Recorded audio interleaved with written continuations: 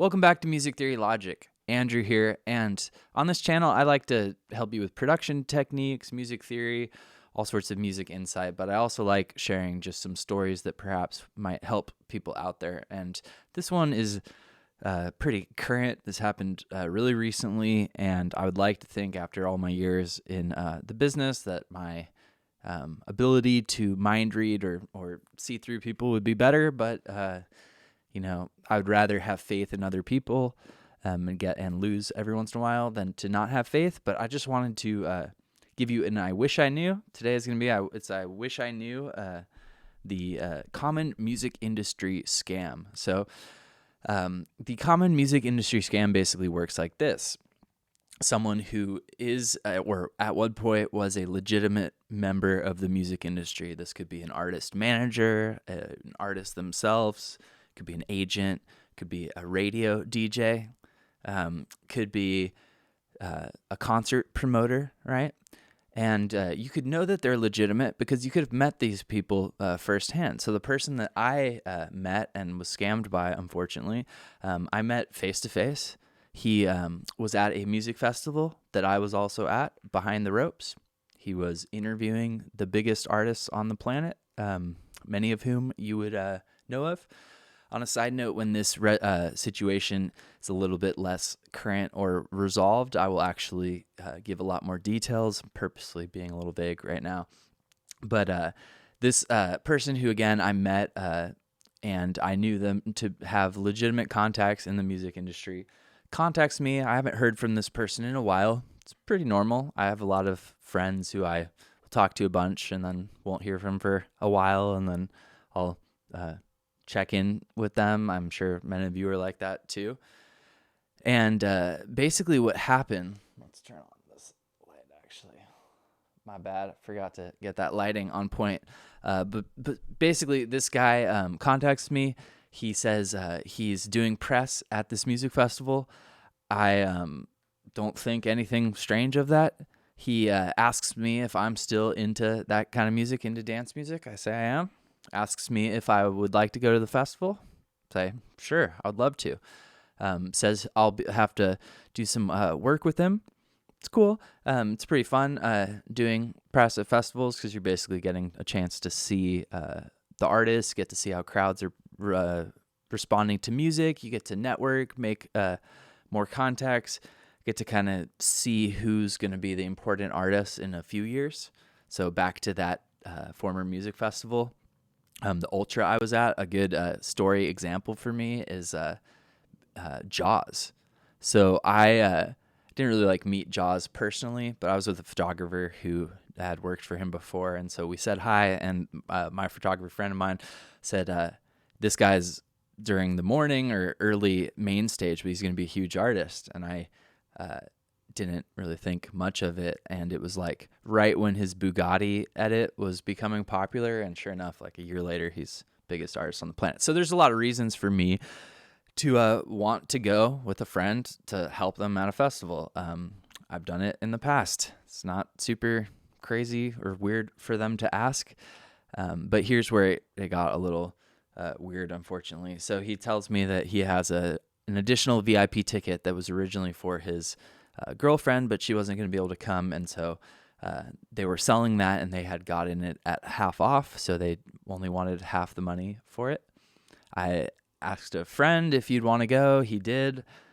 So again, not really thinking anything of it. I send this guy money, and I'm still in the situation a little bit. The festival hasn't passed by us, but for the rest of the story, it's kind of interesting. So so I go on Facebook. I noticed that the hotel reservation he had sent me was the wrong dates.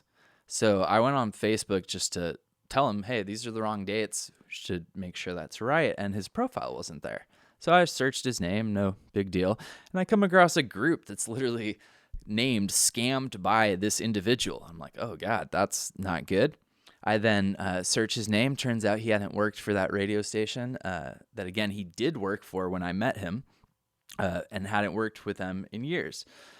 So what does all this mean for you? A couple different points that I want to get across to you. One, When you meet somebody who is a really legitimate member of any industry, that doesn't mean that they're always a legitimate member of the industry.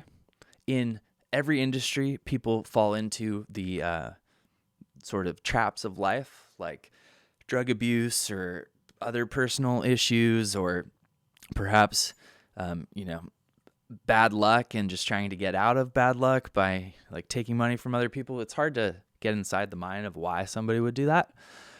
I can't imagine myself scamming people, but luckily, my work is done well, and I'm not in a position where I have to for food, and I can't imagine what that would be like. And but basically, when you meet somebody that's a part of an industry, don't assume that they're always part of the industry. If you're in the music industry, know that this is really, really common.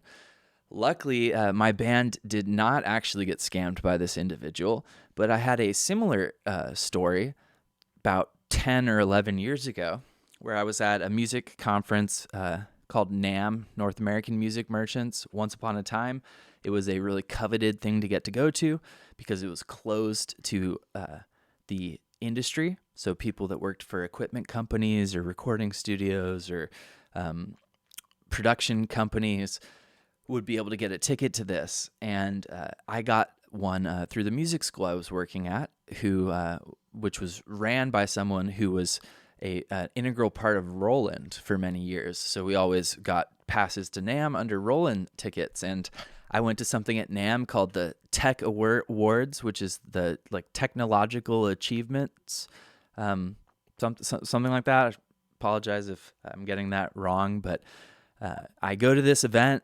My friend, I had a ride. We weren't staying right next to the convention center, so I needed my phone on. I remember my phone was dying. The person who was getting an award was George Clinton. Chad Smith, drummer from the Red Hot Chili Peppers, gave an award. It was like a gold guitar pedal to George Clinton. I watched that ends. I go out to charge my phone. I'm like, dang, George Clinton is here. That's so crazy.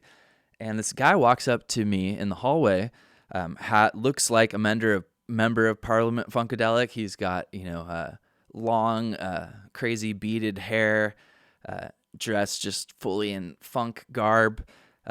Really cool guy. He asks me what's going on inside. I tell him George Clinton just got the award. And I said, isn't that crazy that they have George Clinton here? And he's like, you know who George Clinton is? You like George Clinton? I'm like, yeah, I'm a huge Red Hot Chili Peppers fan, and George Clinton was an integral part of producing Red Hot Chili Peppers, and I also then like a lot of P-Funk stuff.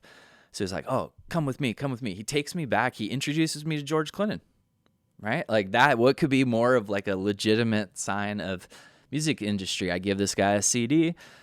2 weeks later, he calls me, has our band up to LA. Throughout the course of a day, it became apparent to us that despite this guy's personal relationship with George Clinton, he was not really demonstrating that he had his life under control. It didn't seem like he had a lot of connections. And then very quickly, he was asking us for money, which should be skeptical anytime somebody wants money and needs it quickly, for an opportunity that's going to go away. It's one of the biggest scam methods. And luckily I had 3 other bandmates at the time. And it was our singer, Cameron, who was the first one to say, I'm pretty sure this guy's full of it. And I was the most gullible of all. I think I was probably the last one to believe it.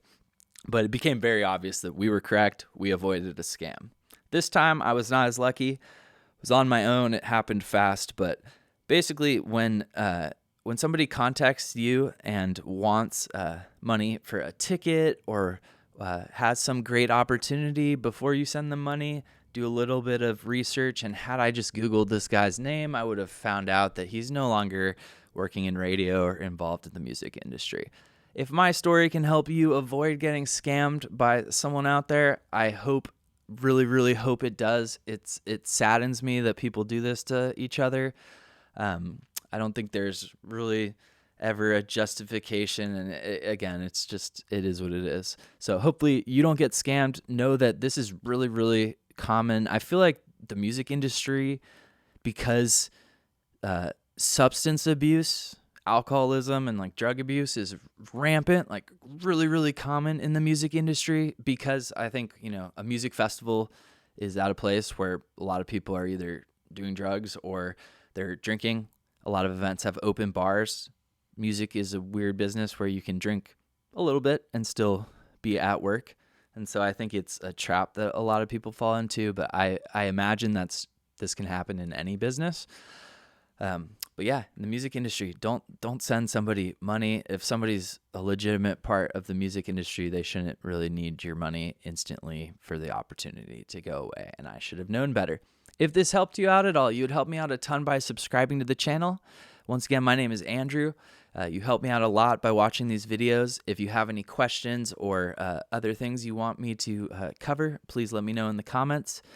And I hope you avoid getting scammed. Have a great day.